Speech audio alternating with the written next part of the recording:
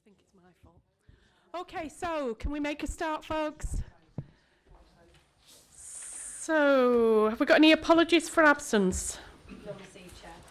Have we? We have no urgent business. I've not been notified of any urgent business. Is there any declarations of interest? If you reach a point in the agenda where you realise you have got one and you've not declared it, then please do so. And there is a form for you to fill in. Okay, public question time. I have not been notified of any public questions. The minutes of the previous meeting are included in the pack. Are there any issues of accuracy arising from the minutes of the previous meeting? Can we approve them as a correct record? Agreed. Thank you. Okay, so the next item on the agenda is a proposal to expand Greenfield Community Primary School. And this is Amanda. Have you got anything to add to the report? Thank you. As Cabinet are aware, as it came before Cabinet before we carried out a pre-consultation, we have now carried out the pre-consultation with regards to the expansion of Greenfield Primary School to increase the PAN from 30 to 60. As members are aware, we have a huge shortfall of primary school places. I think in the next 4 years in Saddleworth, West and Lees, we've got a projected shortfall of over 220 school places. Greenfield has come out as our preferred option for expansion in that area. The pre-publication consultation has been carried out. Of those that responded, 69% were in favour, with the rest being opposed to it.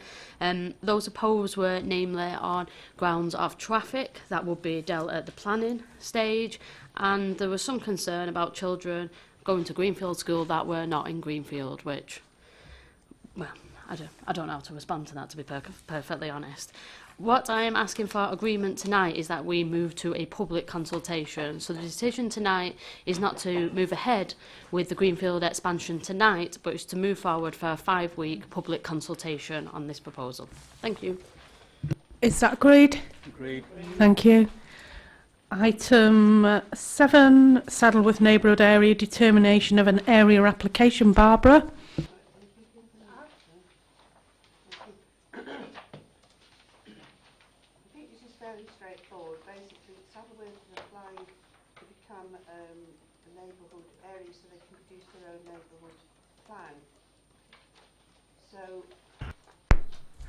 So the point about this is under the legislation, the Localism Act, any community can apply to do this. The most important thing to realise is that any policies that are included in such a neighbourhood plan have to comply with the local plan in force for the whole area. So it can't be used as a tool to say we want to build fewer houses than the local plan says, as an example. Basically, if the application's valid, we have to agree to it. Putting it bluntly, there isn't a lot we can do, even if we wanted to. The parish councillor proposed that the parish, Saddleworth Parish, is the appropriate boundary for this. And although the district executive includes Lees as well as the Saddleworth Parish Council, the parish council does seem to be the most sensible boundary. There are some financial implications because we have a duty to help them do that. To produce the local plan, but there is some funding available, and we will be applying for that towards the end of next month. So all in all, it's a valid application. We don't really have any grounds to refuse it, even if we wanted to, which in fairness we don't want to do. We think it's quite an interesting thing. The other thing was, if they have that neighbourhood local plan, they can also produce a neighbourhood development order if they wish, that actually controls the type of development that would be permitted. But that will be the next stage. We're not there yet. This is just the first step in this. So yes, it's to ask Cabinet to authorise that we go ahead and let them go through the process. Was that agreed? Nope. Thank you. The next item on the agenda is a Revenue Monitor and Capital Investment Programme 2016-17 Quarter 2. Abdul? Yeah, thanks, Chair. Just a small commentary on it. So this is the 6-monthly update on capital and revenue budget for the council. I'll take revenue first.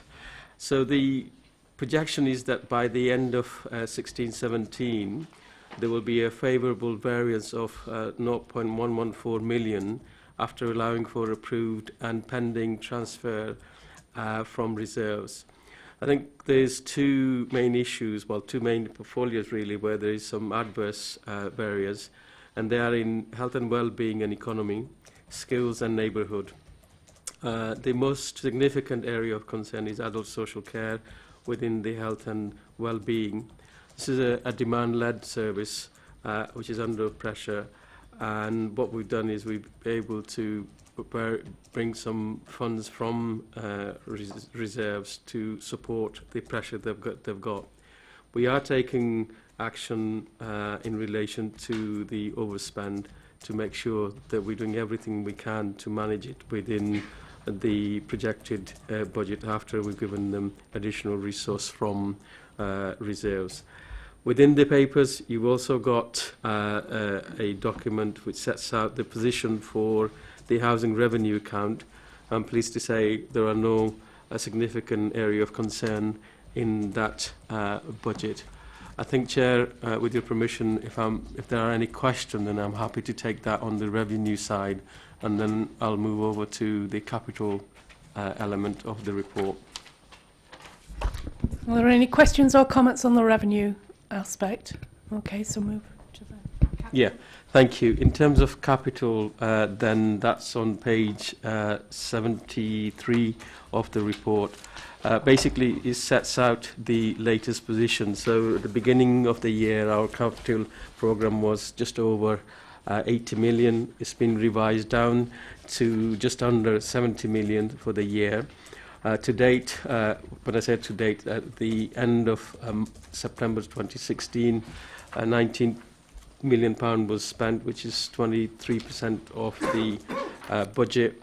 There are no significant issues with it. Again, the details of the expenditure are documented in the paper. Again, Chair, if there are any questions, happy to take those. Any questions or comments? Okay, so the option, the preferred option is to approve all the forecasts and changes within this report. Is that agreed? Okay, thank you. Next item on the agenda is Shared Information Management and Governance Centre of Excellence. Again, this is Abdul. Thank you, Chair. Again, not a great deal to add to the written report before you, except just to say that increasingly in the public sector we're seeing shared working, and this is genuinely an area where we can share. It's mainly back office functions where we're looking at what's happening in the local authority sector, and it is suggested that if we are to merge with Rochdale, then not only have we got a monetary saving in terms of the cost of the services, but it will actually provide a more sustainable and efficient service going forward. Quite a lot of detail in the report, Chair. Again, I'm quite happy to take any questions from members. Are there any questions or comments? So having read the report, are we agreed with the recommendations within it? Agreed, okay. The next two items on the agenda are also considered in part two. So the first one is my report. And if we're going to take questions or comments, I'll take them in part two. So that's a contract award for the building refurbishment at 38 and 48 to 48 Yorkshire Street. Are there any questions or comments that are not commercially sensitive? Okay, thank you. And finally, the future arrangements for developing an integrated drug and alcohol treatment system. That's Eddie. Yes, thanks, Jean. There you are. This is a paper in two parts, really. First part being to agree work with Rochdale and potentially Bury to jointly commission an integrated substance misuse team via an agreed specification, as the paper said. Oldham will take a leading role in this as a lead commissioner, and as a lead commissioner and leading the procurement. We also wish to extend the contract with One Recovery for 12 months to allow this work to take place. One Recovery have gives an outstanding service previously. Something we'd like to highlight and showcase. So we'd like to agree a 12-month extension for them. Thank you. Any questions or comments? Are those recommendations agreed? Thank you. Okay, so the next item on the agenda is to move the exclusion of the press and public. Seconded. Is that agreed?